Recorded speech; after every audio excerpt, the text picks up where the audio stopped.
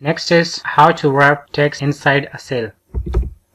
How to wrap text inside a cell. It's pretty easy. First of all, you select your cell, come to Home menu, Alignment Group, Wrap Text. Here how it works, if we press Wrap Now, we have here the text is wrapped. But sometimes you want to force a line break inside your cell. For example, we are writing here, my name is Muhammad. My name is Muhammad. I want the wrapped or the line breaks to come after is. Click here and press Alt Enter.